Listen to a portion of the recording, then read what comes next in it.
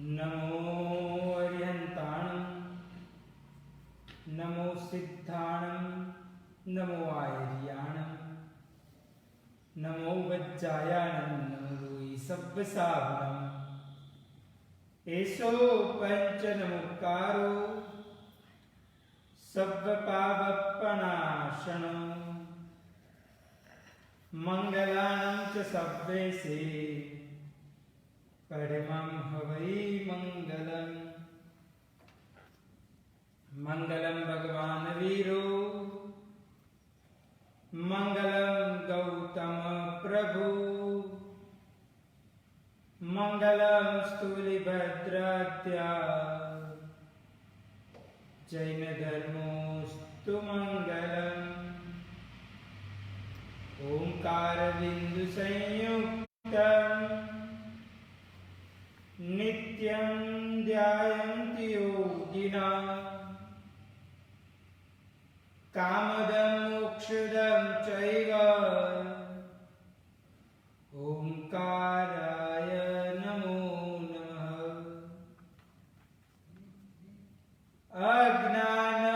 अज्ञानतिमिरान्धनं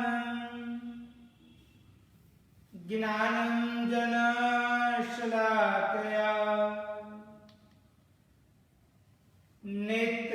नेत्रमुन्मीलितं ज्ञेयं तस्मै श्रीगुरुवे नमः। तस्मै श्रीगुरुवे नमः।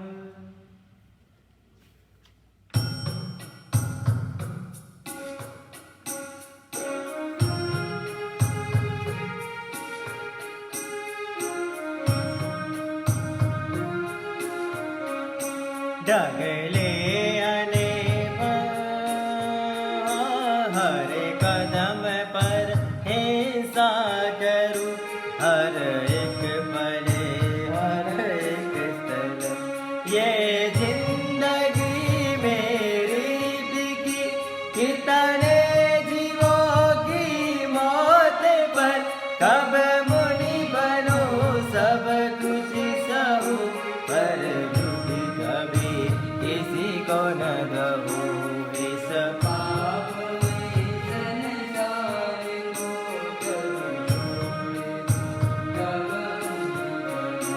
कभी लोभ बस कभी हास्य बस कभी क्रोध बस भय बस कभी कितना सत्य वचन कहो दिन भर प्रभु जानो सभी कब मुनि बनो जब भी कहो हित वचन सत्य वचन कहो इस पाप संसार को कब छोड़े कब भूख प्यास घर में ठंड हो मुनि सहन कर लेते पर जो साधन नहीं लेते कभी मैं तो यहाँ से जहाँ मिले जैसे मिले लेता रहूं इस पाप में संसार को कब अंग स्पर्श सुख रस साध सुख संगीत सुख भाया रंग रूप रे तो रात दिन मेरा मैं तर पाया मुझे नहीं भोग में है त्याग में सब शांतिया अब जाने दो इस पाप में संसार को कब छोड़े कब नालेव घुस साधर बिको की भक्ति ना प्राणी दुखियों की ना करुणा कभी बस धन मन पे छा गया धन के बिना जीवन गुजार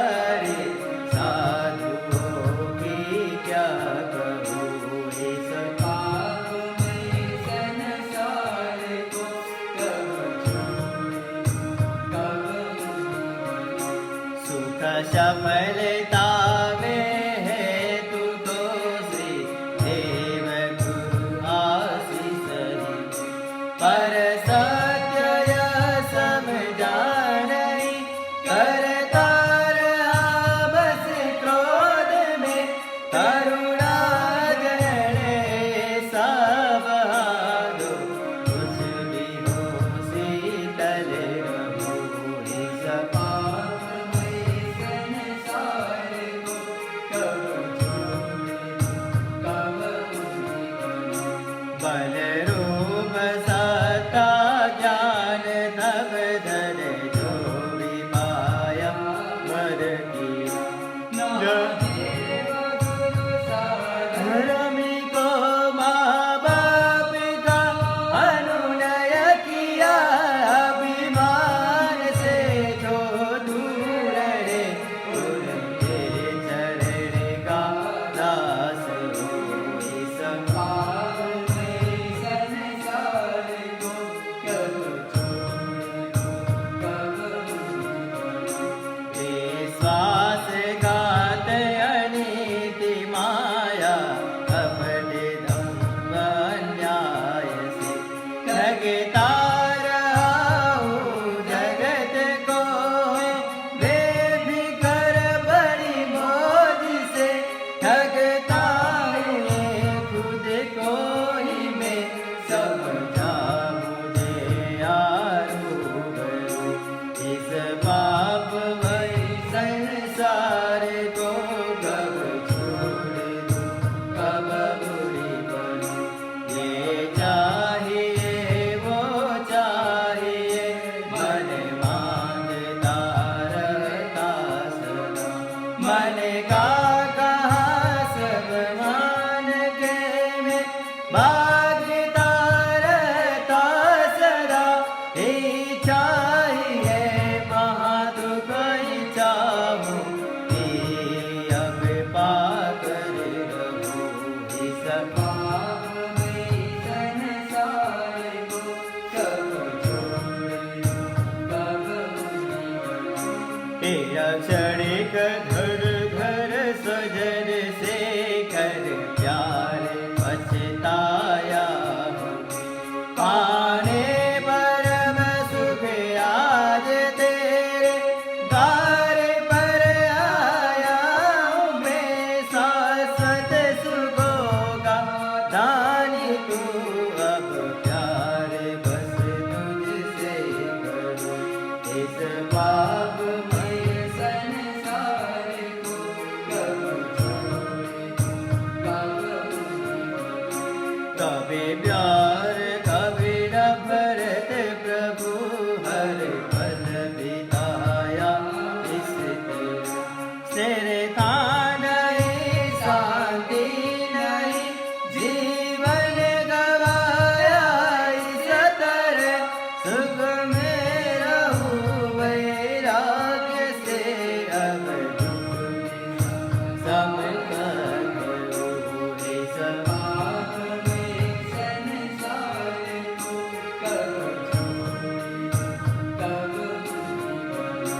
यह घर मेरा धंधा मेरा दौलत मेरी इज्जत मेरी, नजरे बिगाड़े कोई तो झगड़ा करूं आदत मेरी, कुछ भी नहीं मेरा यहाँ मैं खास इतना समझ लो इस पाप में संसार को, कब छोड़े कब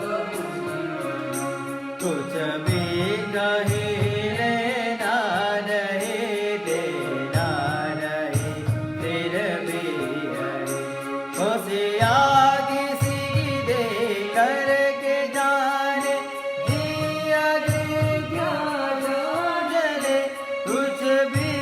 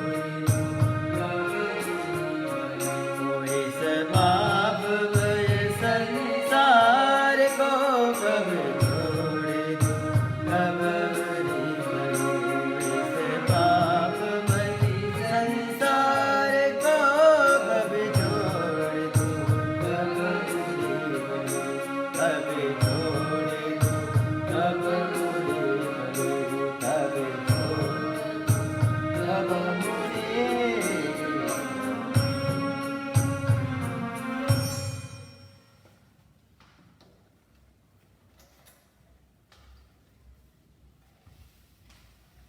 धर्म जिज्ञासु भाई और बहनों,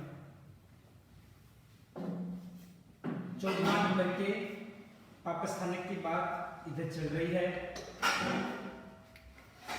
14 नंबर का पापस्थानक यानी कि पैशून्य है।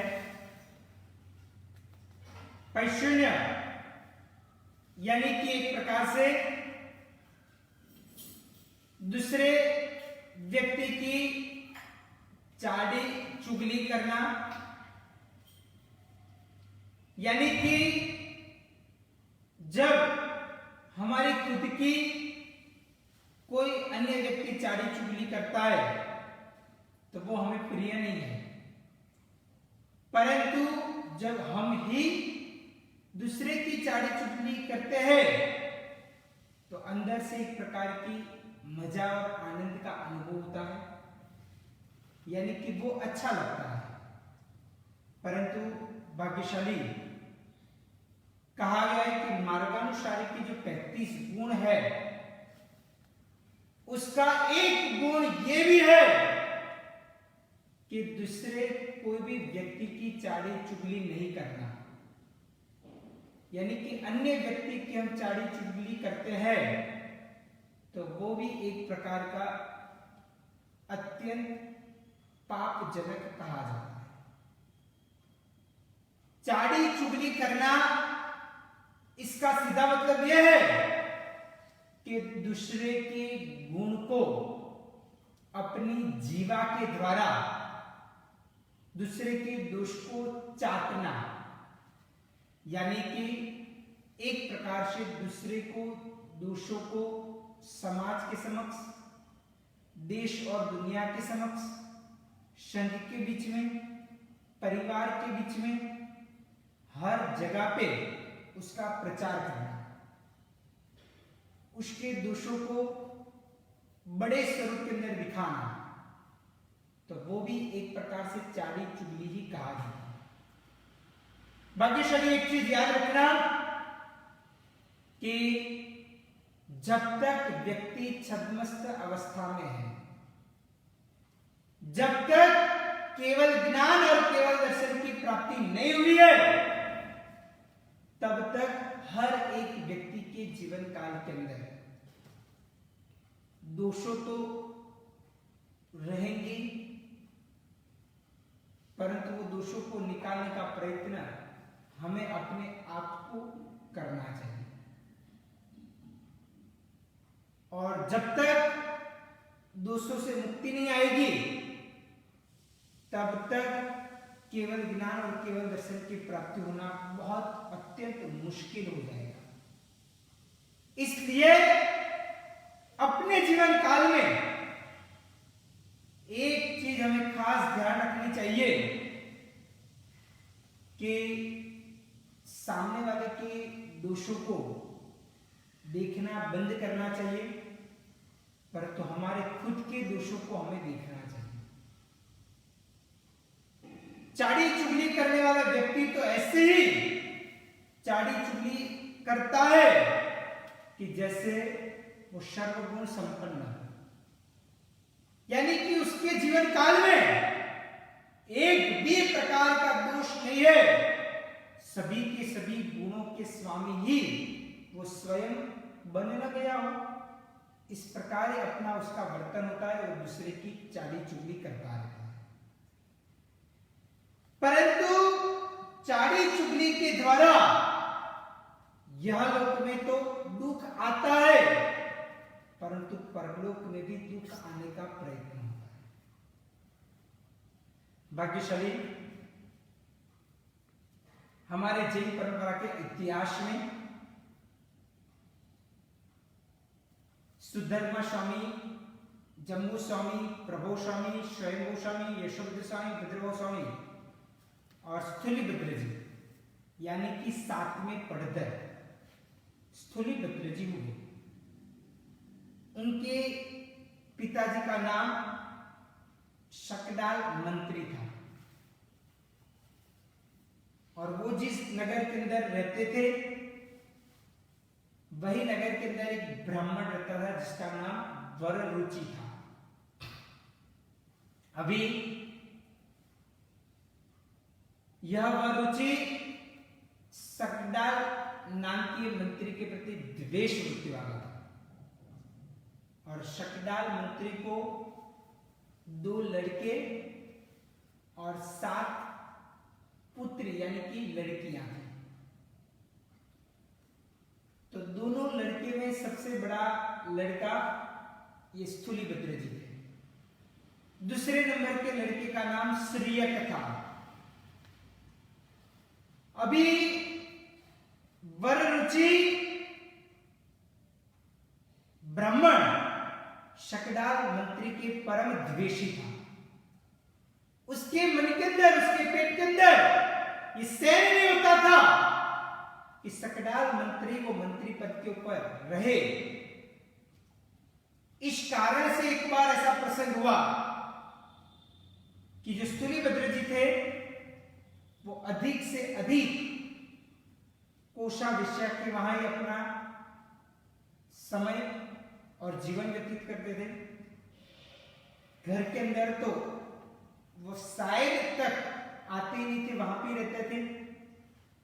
और ऐसा हुआ, श्रीयक बड़ा हो रहा है। शकडाल मंत्री ने सोचा कि अभी श्रीयक की शादी करवानी होगी और शादी का कार्यक्रम हाथ में लिया। शकडाल मंत्री राजा का एकदम विश्वास मंत्री था और ऐसा हुआ कि श्रीयक की शादी के लिए शकडाल ने सोचा कि राजा को कुछ भेंटना देना चाहिए। आज हमारा जो भी गुजरान चल रहा है वो राजा की कृपा से ही चल रहा है।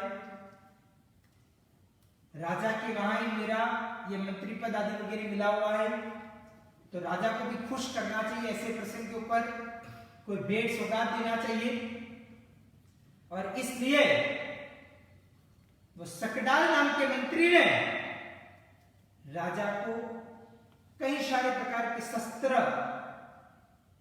देने के लिए उन्होंने श्रीयक की शादी के उपलक्ष्य में देने के लिए जमीन के नीचे वो शस्त्र डाल दिए थे कि जैसे ही शादी का प्रसंग आएगा तब निकाल के राजा को भेंट सौगात के अंदर देंगे।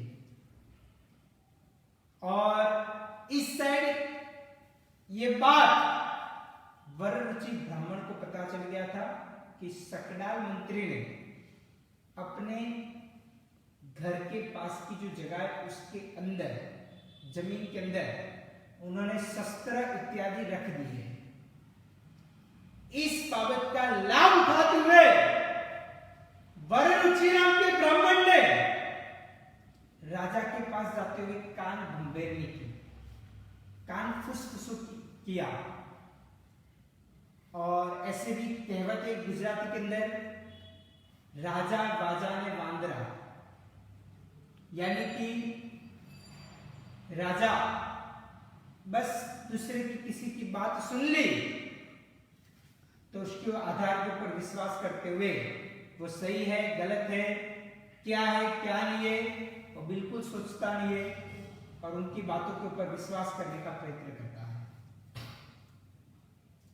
राजा ने ये बात सुनते हुए तात्कालिक तरीके से वो समझ गए कि ऐसा हुआ होगा और उन्होंने तपाश करवाया तो पता चला कि हाँ, उनके घर के पास में जो जगह है वहां पे नीचे जमीन के अंदर से शस्त्र मिले। इसलिए राजा तो कोपायमान हो गया, क्रोधित हो गया। राजा ने और कोई बात शकडाल मंत्री की सुनने का ही प्रयत्न नहीं किया और इस प्रकार वो राजा क्रोधित हो गए। शकडाल मंत्री बहुत चालाक और चतुर था, होशियार था। उसको मालूम था कि कैसी पोजीशन के अंदर क्या निर्णय लेना चाहिए। तब उन्होंने श्रीय को बोल दिया कि एक काम कर, अभी राजा हमारे पूरे परिवार को खत्म कर देंगे। इतने साल की हुई मेहनत सब कुछ पानी के अंदर बदल जाएगी। अभी एक ही उपाय है कि तू राजा का पहरेदार है, राजा के पास में तू खड़ा रहता है, तो एक काम कर, जब मैं राजा के पास वंदन करने के लिए राजा के वहां आऊं, राजा को जैसे मैं अपनी मुंडी घुमाते हुए वंदन करूं, तब तू एक काम करना, तेरे हाथ में जो नंगी तलवार होगी उसके द्वारा मेरा छेद मस्तक का विच्छेद कर देना। श्री ने बोला कि नहीं, मैं ऐसा नहीं कर सकता हूं, पिताजी का मृत्यु मेरे हाथों के द्वारा बिल्कुल नहीं हो सकता। मैं बाप का मृत्यु करने के लिए राजी नहीं हूं, मैं नहीं करूंगा। तब पिताजी ने कहा, सकलाल मंत्री ने, तू चिंता मत कर, तुझे पिताजी की हत्या का पाप नहीं लगेगा, क्योंकि जब मैं राजा को वंदन करूंगा ना, तब मेरे हाथों के अंदर, अंगूठी के अंदर जो पॉइजन है वो मैं ऐसे खा लूंगा, यानी कि वो स्पर्श जीभ के द्वारा वो हो जाएगा और वो पॉइजन के माध्यम से मैं मर जाऊंगा। फिर तुझे तो सिर्फ बाह्य तरीके से दिखाने के लिए तलवार ही चलानी है, बाकी तो मेरा मृत्यु तो ये पॉइजन के द्वारा होगा, जहर के द्वारा हो जाएगा। और तू जो अगर ऐसा नहीं करेगा तो हमारा पूरा परिवार मारा जाएगा। इससे अच्छा मेरा अकेले का मृत्यु हो जाए और आप लोग जीते जी बच जाओ, ऐसा ही प्रयत्न करना होगा। श्रीयक ने बोला कि ठीक है पिताजी, अभी क्या करें, पोजीशन ऐसी आ गई है। और बाद में जब सकदाल मंत्री राजा को ऐसे नमन किया और जैसे जहर लिया मुंह के अंदर, तुरंत ही ये श्रीयक ने नंगी तलवार के द्वारा पिताजी के ऊपर, गले के ऊपर ये तलवार चला दी और पूरा की पूरा मस्तक आ गया राजा के गोद में। राजा को एकदम अचानक ये होते हुए देखने लगा। राजा ने बोला, ये क्या किया तूने? उन्होंने कहा, पिताजी बाद में, सबसे पहले राज्य व्यवस्था होनी चाहिए। राजा को जो प्रिय नहीं है उनको जीने का कोई अधिकार नहीं है। और ये बात बोलते हुए राजा खुश हो गया। राजा ने कहा कि ठीक है, अभी आज से मैं ये मंत्री मुद्रा मैं तुझे देना चाहता हूं, तू मंत्री बन। उसने बोला कि नहीं राजन, मेरे बड़े भाई यही नगर के अंदर अभी भी है, बड़े भाई होते हुए मैं मंत्री पद नहीं ले सकता। ठीक है, बड़े भाई को बुला और स्थूलिभद्र जी को बुलाया। स्थूलिभद्र जी को ये बात पता चली कि पिताजी चले गए, मर गए, और राजा मंत्री पद देने के लिए बोल रहे हैं। तब उन्होंने बोला कि मुझे थोड़ा समय दो सोचने के लिए। और सोचते सोचते हुए विचार आया कि पिताजी राजा के इतने करीब थे, पिताजी राजा के इतने विश्वासु थे, तो अभी इस प्रकार राजा को भेंट सौगात देने के लिए वो जा रहे थे और किसी कोई व्यक्ति की चाड़ी चुगली के द्वारा ही मृत्यु प्राप्त हो गया। अभी ऐसी मंत्री मुद्रा लेके मुझे भी क्या करना है? और वैराग्य भाव प्रकट हुआ और वहीं के वहीं साधु बनने के लिए सन्यासी संत का, साधु का, श्रमण का वेश धारण करते हुए निकल पड़े। राजा ने पूछा, तब उन्होंने कहा कि मेरे पिताजी आपके इतने वफादार थे, विश्वासु थे, और स्वप्न में भी आपको मारने का सोचते नहीं थे, और आपने ऐसा कर दिया।